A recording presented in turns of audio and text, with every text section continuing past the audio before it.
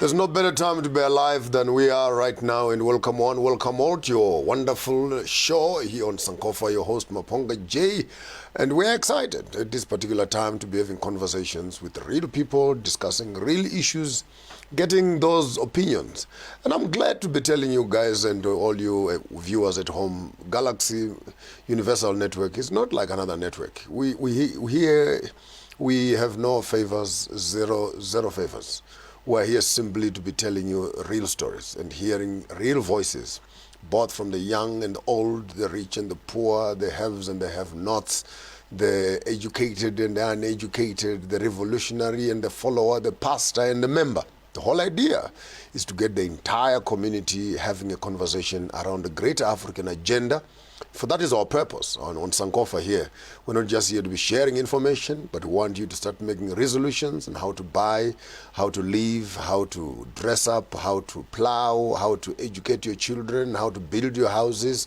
You know, the whole African life cannot constantly be a management project of the Western colonizers. And I'm excited again tonight to be hosting for you a wonderful young man, King Panwell Mlochwa. And we missed him the other day when electricity went all on us, and we did not have enough contingencies to continue that show.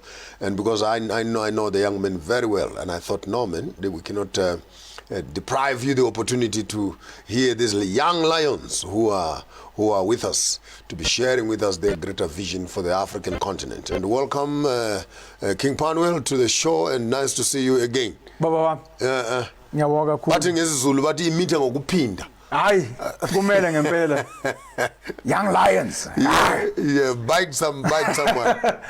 Yes, I'm actually very happy to be back again. And it's actually quite poignant that you speak about lions, because I watched The Lion King again recently, and it reminded me of the leadership issues and the different types of leadership models, which I hope we'll unpack again today. The powers that be, the power that wouldn't allow us to carry on last week. But it was meant for today.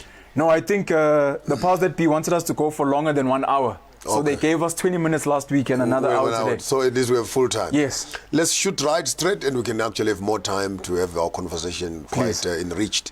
To start the program, maybe it's just not for those who missed up the first show. Yes. It would be nice for you just to give us a quick rundown. Who is Panwell? Who is King Panwell? Where is he coming from? What is he doing? Just we can get that out of the way. Yes. Then we can get down to the meat. No, not a problem. So I'm a young man still, luckily. Okay. Studied under the colonial systems, as it were. I've got degrees from Rhodes University and the University of Johannesburg, worked in banking, decided to take the leap and build my own business. And in this whole journey, I realized, or I learned, or I was conscientized into the struggles that so many people share. And I think I found it within myself what people call a calling, that I'm destined for more than just being an employee, just being a business owner. So since then, I've taken on the journey of learning about our people, learning about history, learning about some of the leaders we've had who have gotten us somewhere, but not exactly where we need to be. And I've taken it upon myself to if there is a pattern, to pick up the pattern and move forward and try and help humanity evolve, not just for black people, but for people as a whole. I think the world we live in today is not where it should be. And a lot of young people and young lions, as it were, they make noise probably in the wrong places, speaking about the wrong things. And to add on to the work that you've done, I think we really, really need to work on the minds of many people. So I write books. I've got 14 books that I've written. Wow. Like yourself, I believe you've got over 600 songs that you've made. Yeah. I've probably made about 50 songs myself, and I obviously still have to make more music. And more than anything, it's very much about unlocking the minds of people and making sure that people are living their truth, their peace, and are where they need to be. Many young people and many young women out there who find themselves in your situation, if not worse. The issue is that you work on the mill and you're working from one salary, one check to another, from one payment to another, and another. Before you notice it, 10 years have gone past, you have changed 3 jobs, you are now 40, you're 60, and too late to do anything. Yes. And according to you managed to see that early. It would be nice for me to hear what was the breaking point when you literally discovered that the wheel was not stopping turning, and while it kept on turning, you needed either to fit in, yes, or ship out. Yes. What was that? What was the vertex where you finally actually woke up one morning and you discovered, oops, banking, no banking, go to Mlungu, no Mlungu, wake up in the morning, no, I'm done with this. Yeah. I need to do something else. Yeah. I was never meant to be an employee. I guess some people call it destiny. But you look at my father, you look at my mother, you look at where I come from in terms of my family. I've had people that have resisted, that have fought. My father used to transport and manufacture weapons during the struggle. He used to hide certain people. My mother, specifically her mother, was a huge activist, quite rebellious. So I think inside my blood and inside my genes, which is something I believe in very much, you know, when we speak about planting and seeds and harvesting and taking those seeds, and I believe very much that life is a continuation of the past. Yes, sir. And I'd like to think some of us, it's almost like there are lights inside you that light up red or green. You can feel when you're in a certain space. Your energy is not happy. So I was earning well in corporate. I was happy to meet certain people, but I knew that I was destined for more. I went into business, and I've got a very inquisitive mind. The fact that I managed to meet you is because I have a genuine, deep love and passion for meeting people that I can feel are influential, because I believe, like I said, it's my calling. So I met a lot of very, very big business people in this country. Some of your favorite corporations, the people that head them, I sat with them. And in that journey, I realized I'm not where I should be. And it doesn't serve myself, it doesn't serve my family, and it doesn't serve my community to be playing small when I need to be doing so much more. I need us to break the African problem, yes, into three particular aspects, yes, so that our conversation can have some structure at least. Yes. I would like us to look at Africa as a young man. When you look at Africa, or Al-Kebalam, or Kush, whatever you want to call it, in her previous life. Yes. I'll move you to the second part of the conversation, Africa in her present state. Yes. And then I want us to, thirdly, to look at Africa as to where are we going as a continent. Yes. And in those three segments, constantly I want to take the young people with me. I want to take the children with me. Yes. I want to take the old people with me. And we keep on asking the same questions 3 times 100%. across the terrain. So maybe let's start right at the bottom so that we can have an appreciation of our history, our culture, our past. What is it that when you look at Africa in her past, what do you see there? And maybe possibly I want you to catapult a few issues from there, which you can take to the president and say, okay, take a little bit of that. A man going on a camp out, for example, you know what tools you need for the camp out. You don't just wake up and say, I'm going to sleep in the bush. You want to just know, with nothing before you leave home. And unfortunately for some young people, yes, they think that life is just about going. No, of course. Bugger off, leave everything. Let's of go. Course. And you discover, hey, where are you going? There where you're going, you need a swimming trunk, you need an axe, you need a knife, you need matches.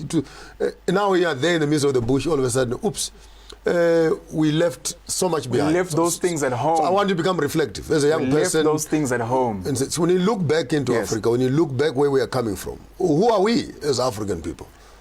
The African past, when we study it today, almost looks like the future, which is quite fascinating because we have been sold this concept of civilization, which we are realizing very quickly is very destructive. And we're starting to realize that in the past lie, to what you're saying, some of the tools of how to live the best life that we can. The past was beautiful in the way that it's sold. You know, it's a conversation we're not having, some of the bad things that happened in the past, before white people came. But we worked with nature, which, funny enough now, the same people that oppressed and broke and stole our things are bringing back organic and solar. Things that we had, that we understood. They're going back to aligning with the stars. Today you've got what's called, these people, these white Hollywood people that speak with the dead. It's now become reality TV. We have been doing that and they call it barbaric. Patrick Swayze is doing it. Or ghost. Yeah, or ghost. You know, so Our past was very beautiful, and it was very practical, and it was very sustainable. We worked with the land, we worked with the animals, and we consumed what we needed. We were not wasteful to what we're seeing today. Believe a third of the food that we have ends up going to waste, precisely because people don't have or don't eat enough of it, and it ends up being thrown away. The tools that you're speaking about lie in something called human libraries. We are not, to what you're saying, we leave rural areas, we leave townships, and we rush to the cities. We are not going back home and sitting down with our grandfathers, with our grandmothers, and just asking basic questions. How do I do this? How do I? We live in a COVID era now, and umhlonyan is now the buzzword for young kids, which is something that the elders have known for a long time. Women that can't fall pregnant, men that are struggling with certain issues. We have had solutions for those things. And like I said, it's almost like the past is now becoming the future because we're going back. All the way to things like economics. Black people are starting to go back to Stockfells and creating these small community banks.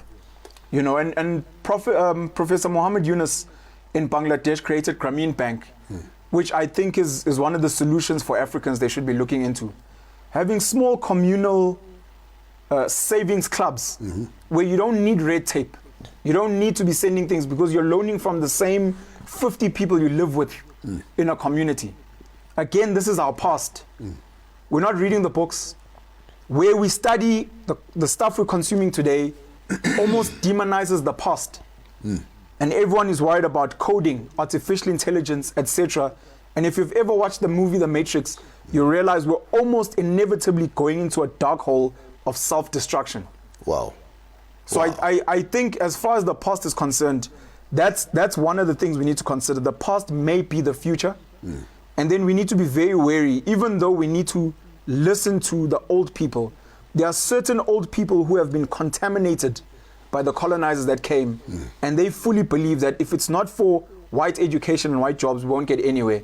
And those are unfortunately some of the people that we will have to fight. You've picked up quite a number of issues. You've picked up on agriculture. Yes. You've picked up on business. You've picked up on indigenous knowledge systems. You've also picked up on education. Yes. And quite key. So I'm listening quite attentively. Quite key in terms of the past that we are coming from. And how do you think all these elements that you have mentioned created the ancient people through which we have come to become what we are? Yes. I want you to synchronize all this information so that we can loop it up. But I want us to pick up all that into the present time which we are now living in and say, as a present generation, how are we going to be responding economically, presently? How must we respond politically? How must we be responding religiously? How must we be responding economically? When we are back on top of the break, we shall be having gloves off with King Panwell here as he unpacks the present for us, looking at the tools that he has picked up in the past and from the past and beginning to make sense of our present day. Your host, Maponga J, my guest, King Penuel Mlocho on your show, Sankofa. Don't go away. We'll be back right after the break.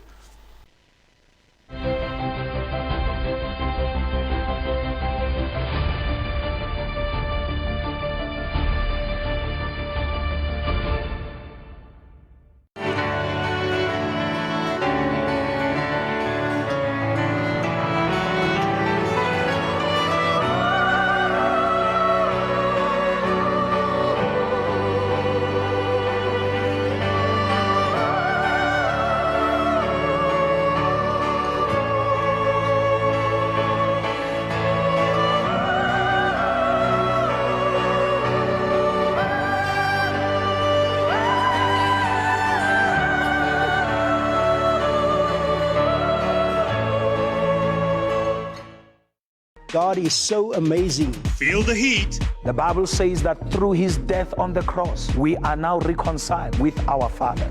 Forgive and you shall be forgiven. So wherever God takes us, we're just excited about it. As a child of God, where you are, you must have an hour of prayer. Feel the excitement. In the name of Jesus, in the name of Jesus.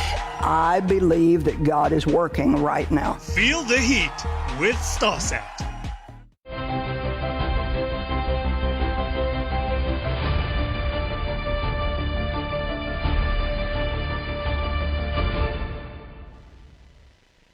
Welcome back. We still have King Panwell with us on the couch here, taking us through some of the quite interesting information that is releasing for us in terms of packaging, looking back and collecting information and tools from the past, which you must implement in the present. Here you are in the 21st century, 2020. Yes. When you are looking at it as a young man, what do you see? We're in a new millennium. Yeah. I think we all can agree that where we are right now doesn't feel great. It doesn't feel great. So we spoke about the past, that I feel it might have a blueprint for the future. Speaking of the present, as it were, we're very fortunate in Africa, and we need to constantly be cognizant of this. We're very fortunate that young black kids, for the first time in history, have the opportunity to travel, to go and not only pick on African indigenous systems, but travel the world to go and find other systems, Asian systems. Japan is amazing. China's amazing. Go to other countries and find their indigenous systems and build almost a cosmopolitan world. One of the issues that I have, even in the present, is I don't feel that black Africans, old, young, are traveling enough. Because sometimes, to what you're saying, traveling allows you to see the tools that you need so that you can go back home and then fetch those tools, or maybe even see in the world that we actually have something at home that can help you. We actually have umhlonyane, for example, that we can give to the world and package in a certain way.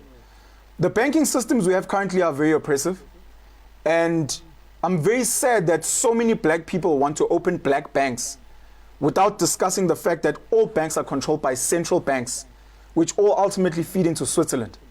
That's one of the things we need to break down, because running a small black bank that still bows down to a central banking system that controls the value of money for Africans specifically means we'll never ever break the chain and have the type of currencies and have the type of voice that we'd like to have and determine the value of a cow and not be told that a cow is 20,000 rand. Which does not depreciate. Yes, it never depreciates. Time immemorial. Exactly. Cows have been the currency. Yes. So we need to have some of those discussions in banking. Education needs to be completely broken down. A lot of black kids today are talking about decolonizing education. And you use a very nice word, synchronize. The greatest civilizations have a lifestyle that speaks to the life they dream of. They do not segment. This is a school. This is a bank. Everything is intertwined. Our education system has killed apprenticeship. Apprenticeship means my father sits with me and passes on all his skills. And where he may lack, or he knows people that have better skills, he sends me there to suck that knowledge.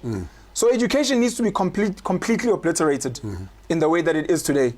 And for the future, we need to look into apprenticeship as an example. So you're talking about education that is integrated between skills and integrated into formal life and informal kind of into life. You shouldn't need a medical certificate to be known as a medical doctor. If I, as your father, was a doctor from birth, and I teach you are my spending ways. time with me, and everyone around can see that this is Maponga's son. By the time I'm 18, 20, people already trust me to deliver their babies, to do the surgeries, because they have seen the work I've done. They know my father. So we need to integrate it completely. You're saying something very important, and without overstretching it. When you look into the Indian community, the Asian communities, and the Hebrew and the Jewish communities, you walk into New York City, for example, you find Sorel Laxon and Sons, what and Sons, and Sons and Sons. And you walk into some of those surgeries, you walk into some of those bookshops, you walk into some of those bakeries, small little eateries and stuff like that. And you ask the history of those corner shops and publishers, including financiers and bankers. Then you hear that, no, his grandfather was a doctor, his grandfather was a doctor, his father was a doctor, the young man is also a doctor. Now imagine the beauty when an economy is built on what I might call hereditary education and information. I call it accumulated advantage. You already come into a shop that has a clientele, that is a venue, that is experience, that is reputation, that is an address. And for you, all that is needed is your passion to carry forward the legacy, 100%. which has been, unfortunately for Africans, and I must say this, including myself, and we all start at the bottom. You wake up with a child tomorrow morning, you want to start cycling. From scratch. I mean, here I am. Yes. I have a library Yes. with 600 songs. For crying out loud, some of the best artists in the world died with 17 or 20, some even one song, and they are dead. I have more than 15 books that Yes. are packed in the thing, 7 are out. Yes. And my daughter says, no, I want to start my own career. Yes. There's nothing wrong with that. Nothing But at all. imagine if we could have our children beginning to learn the value of foundations. Because for me, this is madness, even from democratic systems Yes. to education to community building, where every community builder must look for a pick and a shovel and a piece of ground. And start from scratch. My word. It makes no sense. So accumulated advantage is one of the things I'm very passionate about, and I'm sorry we're jumping to some solutions. Speaking back to the present, you've got a young black boy, myself, wants to go into farming, needs land, needs funding, needs a market, needs all these things. Who am I competing with? I'm competing with Johan van der Merwe, young Afrikaans boy there. He's on a farm that's now taken over. 1800. It's taken over 4 plots. His great-great-great-grandfather set the foundation. He's already moving into an established house. They have a market. They have equipment. They have workers. And how do you compete when you're constantly, like you said, That's a difference between equity and equality. Yes. You know, and when you are talking of one starting already at 100 meters, yes, and one starting at 0, yes, and they're supposed to compete competitively. Can never happen. It can never happen. It can never happen because already, and I think I need you to make people put some extension. Yes. You call it a cumulative advantage. Yes. But build this thought for me of this legacy story, this legacy that parents must leave for their children. Yes. What do you want to tell young people out there, young boys and girls, who are right now looking for careers, yes, and their fathers and mothers are running successful careers? The libraries in their homes yes, are already full of books, research papers, reputation, yes, and everything is there. A young boy wakes up in the morning and says, Dad, I've decided what I want to do. Shows him the middle finger, and he goes ahead again to look for a pick and a shovel. You yes, still make it. I mean, look at yes, Zuckerberg, look at Microsoft. You still make it. Yes. But I want you to talk to young people to say, not all of us.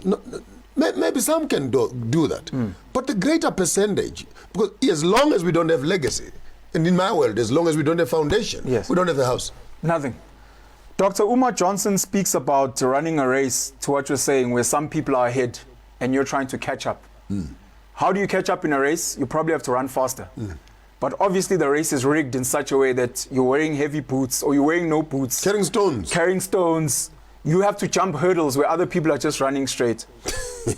One of the things I speak about for black people in particular, black Africans, trying to create equity, equality, we need to begin looking for shortcuts. Shortcuts are some of these demonized words like nepotism. A shortcut, speaking of foundation, speaking of legacy, says, you want to cycle, that's good. Make that a hobby and assign 10, 20% of your time. Let's look for cheats. Where do your parents work? What network have they built over 40 years? How can you tap into that? Are they in education? They probably already know the people that supply the textbooks, Go start there. Does your father make songs? Start there, use them as samples for new music. You've already got assets. You know, starting from scratch. If I have 600 songs that belong to my father, that means I can sell them and earn royalties and almost not have to make any music ever again. Go on retirement. That's a cheat. No, but this is your father's music. I hear you. Standing in your father's shadow. Yeah. Yes, because I'm my father. I am him. I'm an extension of him. There are these small little stupid slogans that kids collect at school. Hey, I'm a champion, a master, a captain of my own ship. Yes. And they recite those little poems. Yes. And Self-made. They come back home and they look at you and they almost want to size you up that, man, old man, I'm going to beat you. Yes. Where does competition come from when we must be complimenting each other? Someone decided that we need to compete with each other, especially as family. I was having a discussion last week. It's the most tragic thing. One of the things that young kids specifically need to do. Your mother worked in the kitchens. She never had a chance to get a great education. You did. Every time you speak to your mother, every time you come home, this is the other thing we need to understand. Education is not one time, it's not in one direction. Go back home and teach your mother. Let her be the neighborhood doctor because you're studying medicine.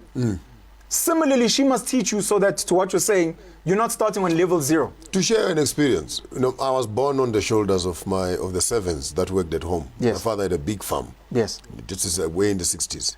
But when war came, we lost everything. And I was reduced from a bus son Yes. into a normal child. Yes. Where we're starting from scratch in Michimani. Yes. A few years later, by the time I was supposed to start my high school, for example, we'd lost everything. I was reduced, my life took a downturn. Yes. I was now selling oranges and apples and eggs at bus stops to the buses and etc. My mother was running a small little supermarket. But I can tell you stuff that I learned then on customer issues, counting stock, you know, preserving foods that must be sold the following day, going to the market early, selecting good vegetables. It might look like a mundane job, but you come back by the time you are beginning to do your own things.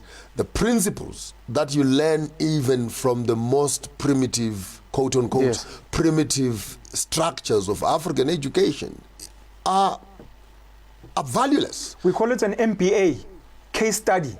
And you had on-the-job training. When someone speaks customer service, that's something you experience and not read in a book. Yeah.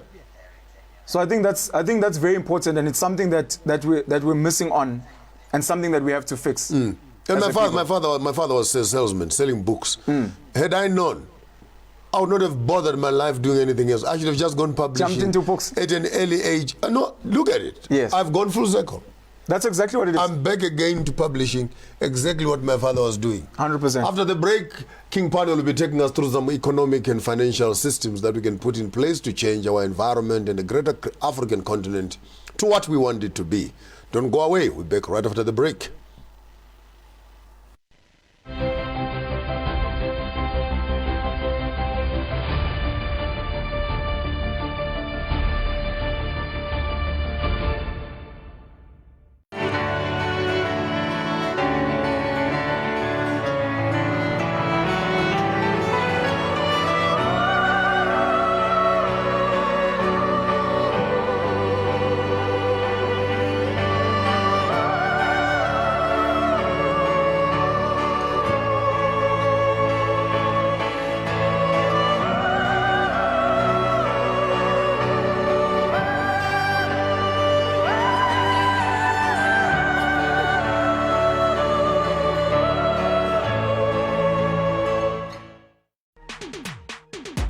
Feel the heat.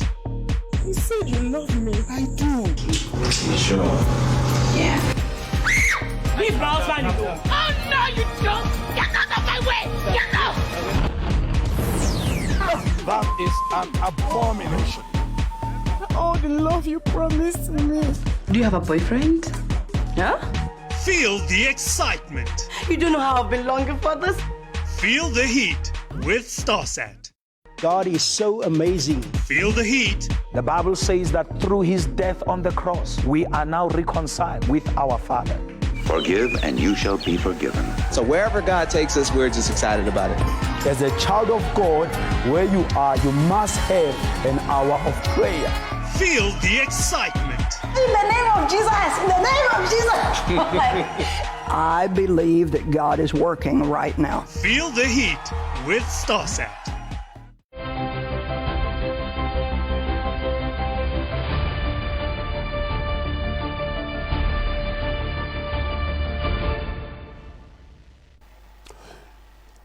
If there is anything that drives the country, it is the economic structures.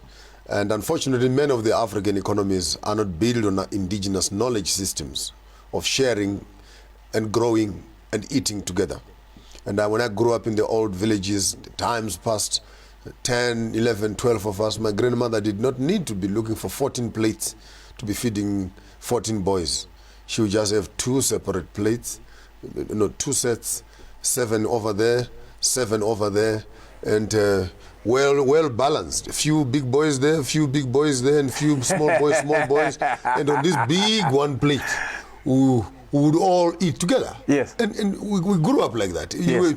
The trousers is that were hanging in the wardrobe. The one who wakes up early gets the trousers. Is the one who gets the trousers. Now you wake up these days, a child says, my spoon, my fork, my plate, yes, my bed, yes, my daddy, my mommy, my what? And I look, and I got kids now, and I look and giggle when I hear girls fighting over a belt. And there are 16 belts that and I'm saying, honestly, I really feel like an old, croaky old man. And I say, okay, are you fighting? He said, can't you take the other one? No, I want this one. You know, that kind of thing.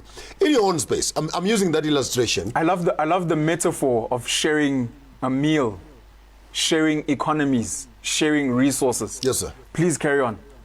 Because I want to build on that. It's me who must interview you now. Oh, but the whole idea is when you are eating in one big plate, and young boys won't understand this. Yes. But because I grew up there, yes, I can share something with you. There's pap there and what, and there's yes, whatever, two, three dishes. If there's yes, one, then there's meat in different sizes. Now, the older brother is the one who grabs the biggest piece. Yes. Okay.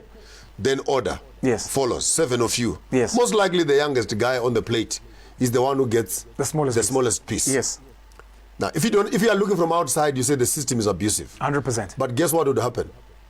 The oldest brother, who has the biggest piece, yes, now breaks his piece, yes, and shares with 100% with the youngest brother. And if the piece is not big enough, yes, the second in command must also break a smaller piece, yes, and give the other one. And by the time we're eating, it's all equal. We start eating. Yeah. Guess who must stand first? The older brother. Yes. Must leave the plate. Let the second one. It was illegal. Yes. That you leave the young boy with nothing in the plate. Yes. You know, the big boys never cleaned up the plates. No. So that there was nothing left. No. I see lots of order. It might look and well cascaded. And the boy ends up there with all the food and the leftover, yes, and all the broth. So we even knew how, and you look at the animal world, for example, yes, how a big lion would eat its big piece and the softer parts, and then sometimes even allows the females. Yes. And that kind of order, which I kind of feel, the more we study nature and the natural way we're doing things, maybe we've come up with something. You as a young man, how do you respond to that? To what you're saying, looking from outside, and what you mean by looking from outside is looking from a colonial, white, capitalist view. A lot of the things we do as Africans look bad. We oppress our women. Why are women in the house? Why are they? But once you look with the African eye to what you're saying, there's so much order and balance. Science. And what we call oppressing women, you realize with an African eye that it's actually the women that dominate the households. In what I was saying earlier about traveling, you don't even need to go far. We're very blessed living in Africa where there are so many different nations that now occupy Africa. I've spent time with a lot of the Muslim community, a lot of time with the Jewish community.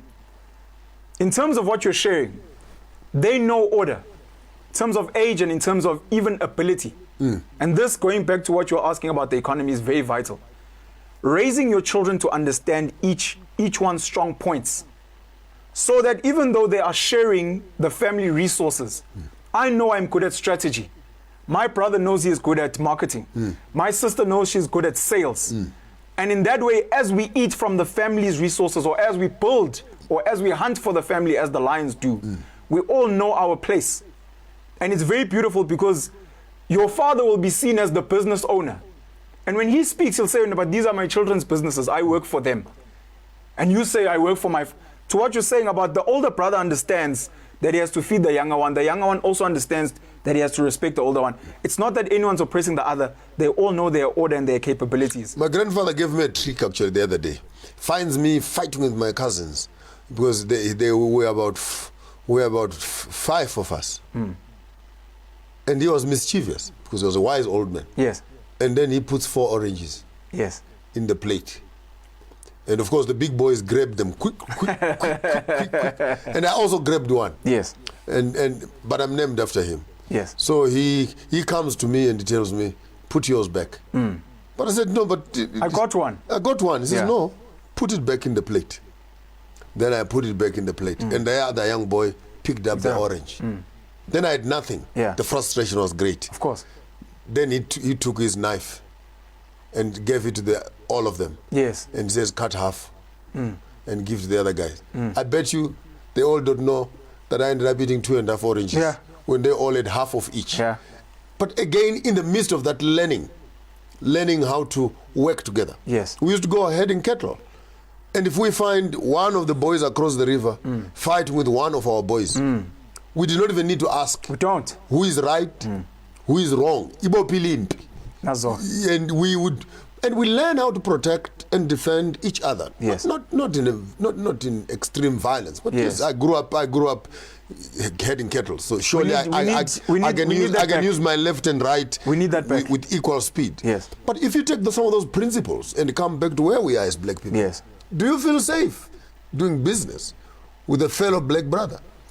We have been killed because, to what you're saying, someone taught us to compete with one another. Someone taught us that you can't share a plate. Everyone must have their own plate and their own spoon, and the girls must have their own belts, etc.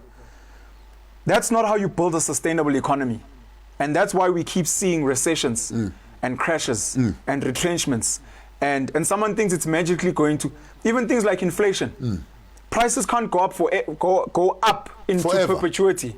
But cows can keep breeding forever. I know you were passionate at one time about buy black. Yes. Just gloves off. Take us through that philosophy. What does it mean and how does it work? We founded Buy Black 2 years ago, and it's a movement aimed very much at conscientizing black people to understand that your vote at a ballot is not enough. You need to vote with your rand for the people you believe in. Say that again. Voting at a ballot is not enough. You need to vote with your rand or your dollar or your kwacha or whatever currency that you use for the people that you believe in. Having studied all the great black leaders in the past, one of the major things that stood out for me was you can fight, you can kick, you can scream, you can go to church, you can buy guns, but as long as you're not taking the two most valuable resources, which is either money, your currency, or your labor, and giving it to people that are like-minded, such that it comes back. Because if I buy from you and I live with you at home, when you make a huge profit, who will enjoy it? I will. We're coming back home. But if I'm voting for some other guy, but I'm giving all my money to the neighbors, inevitably the neighbors will buy that guy and get that guy to do whatever they want.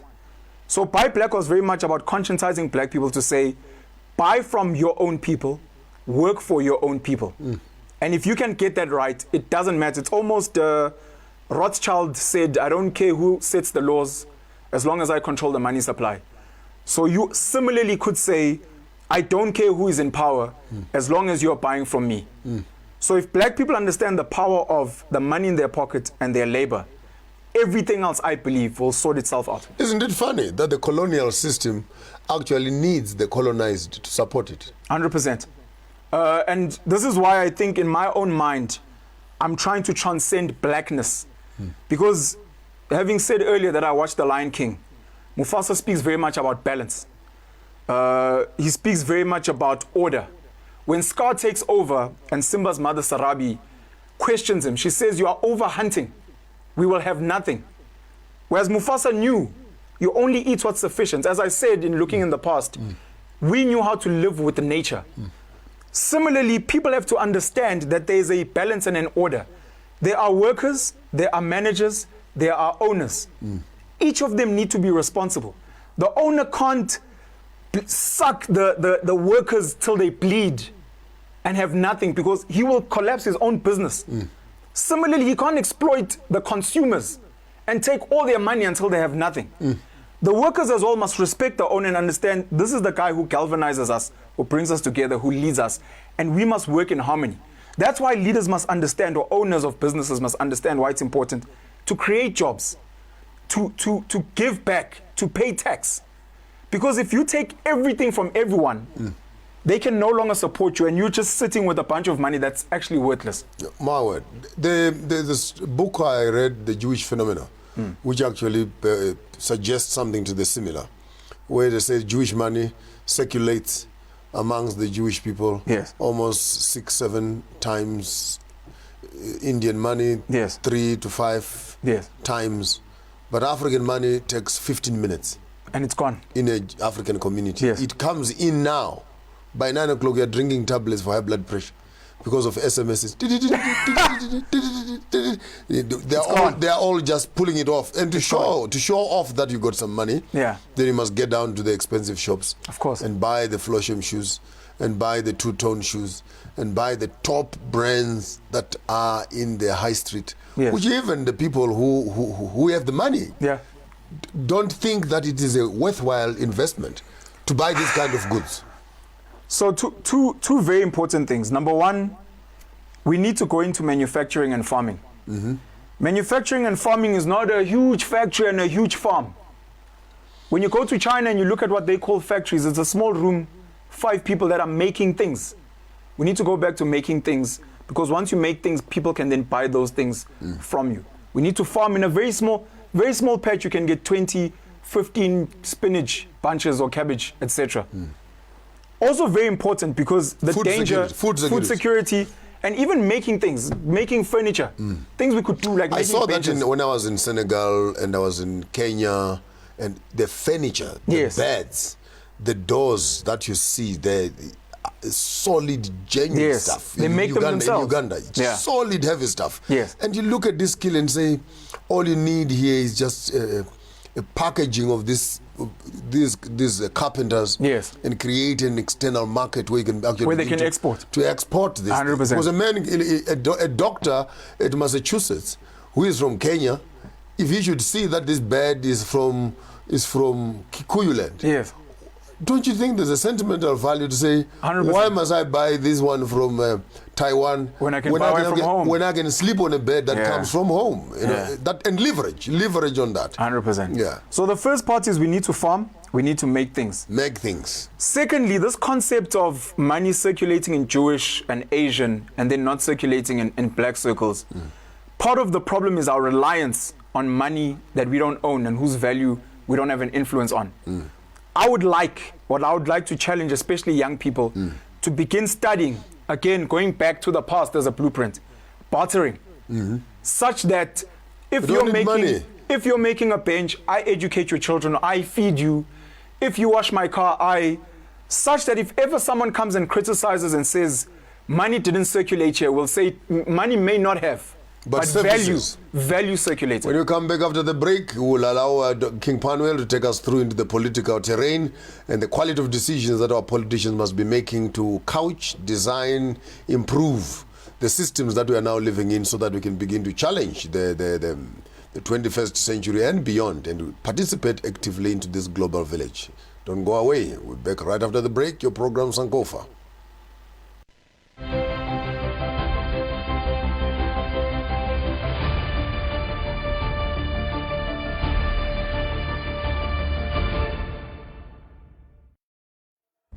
Hello.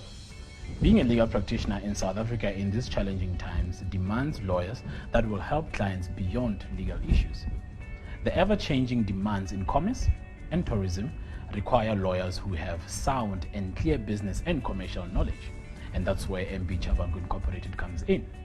Our business, mining, tourism, health, labor, and economic knowledge encapsulated with law and litigation experience gives us an advantage in the legal sphere.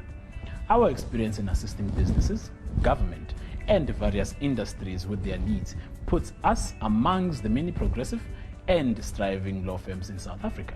Now, to contact our attorneys for assistance with any of the mentioned fields and others, please call us on 012-341-4187 or send us an email on admin@chabangu.co.za. MB Chabangu Incorporated, where problems meet solutions.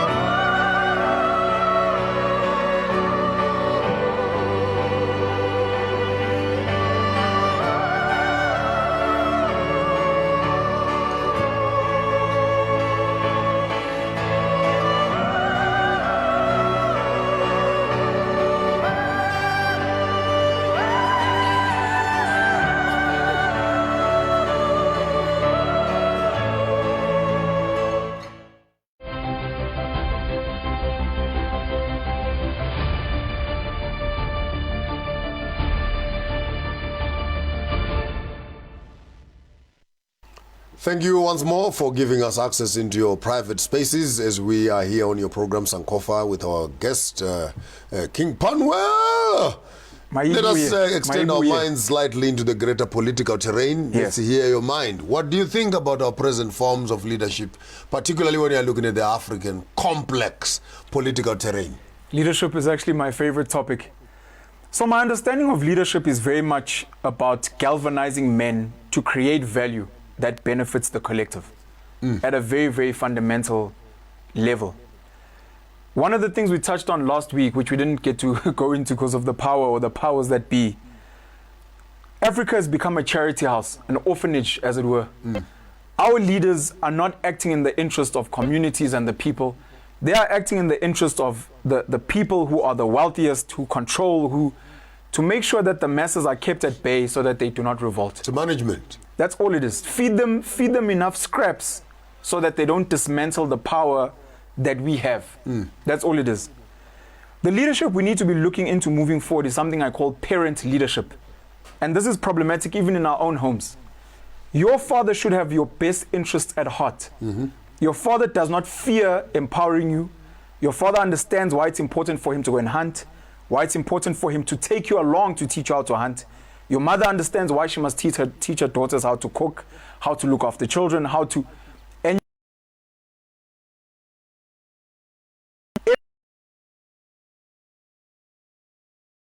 my children. And my children must take on from what I have to build for the future, for everyone's benefit, so that when I'm an old man, I'm not petrified of leaving Parliament. I'm comfortable that I have passed on successfully to my children, and they will feed me and feed the next generation. We've lost that because what we call leaders are glorified runner boys for the rich, to make sure that these little poor black Africans don't come in and destroy and dismantle us.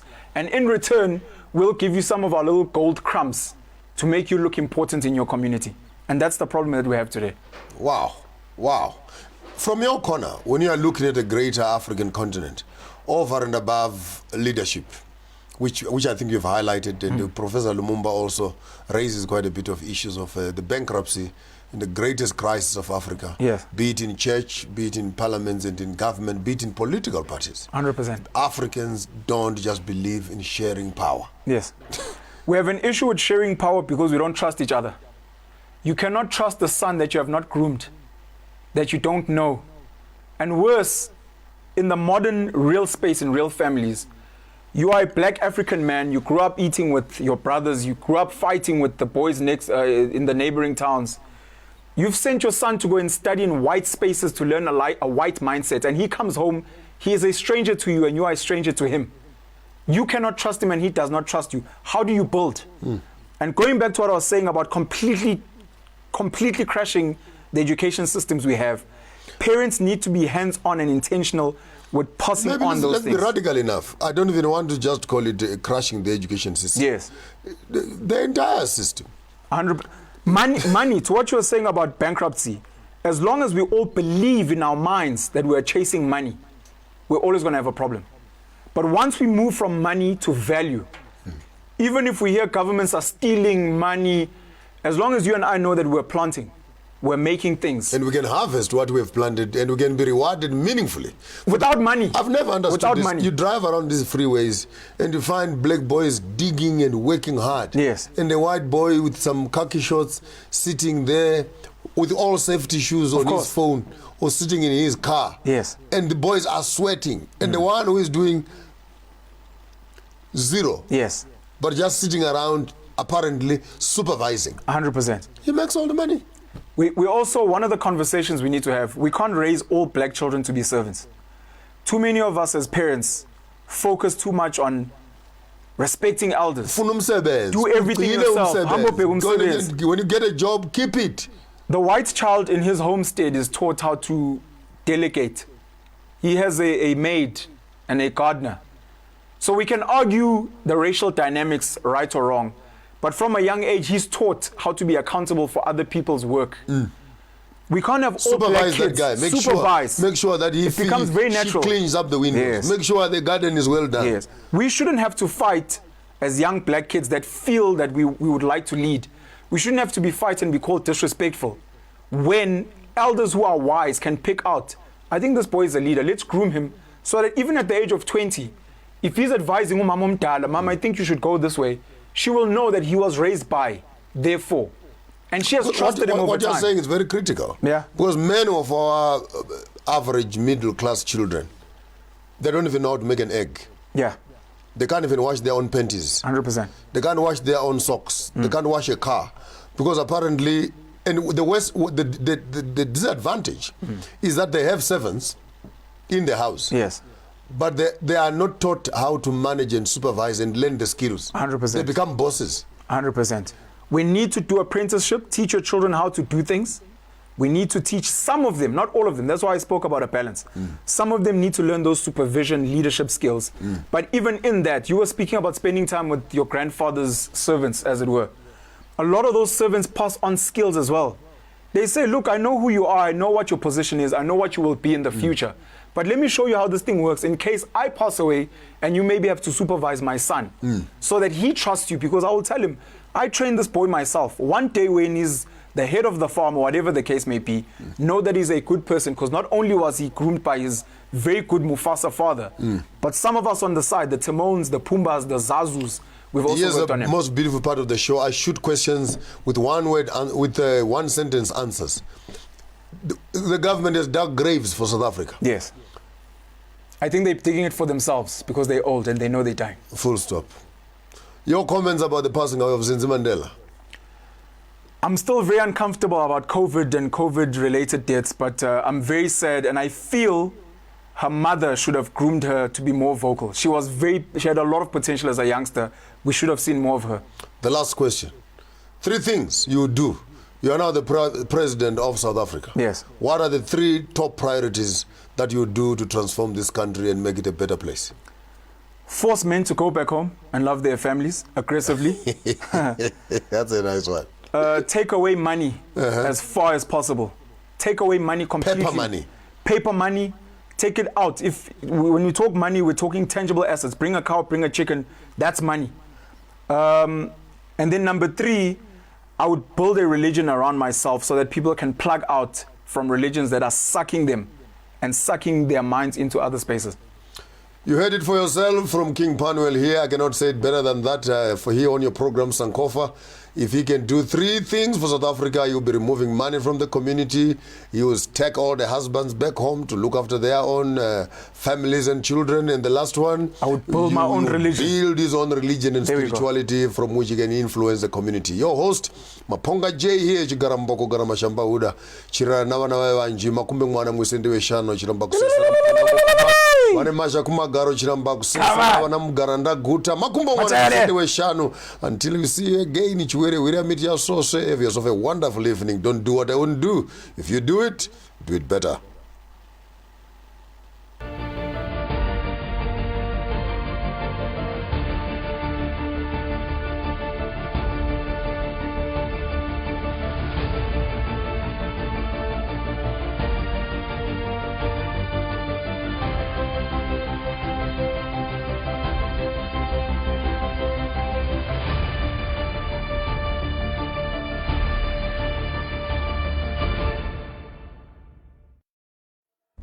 Hello.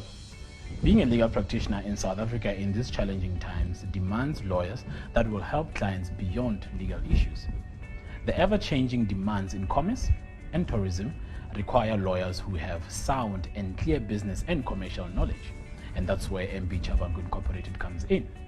Our business, mining, tourism, health, labor, and economic knowledge encapsulated with law and litigation experience gives us an advantage in the legal sphere. Our experience in assisting businesses, government, and various industries with their needs puts us amongst the many progressive and striving law firms in South Africa.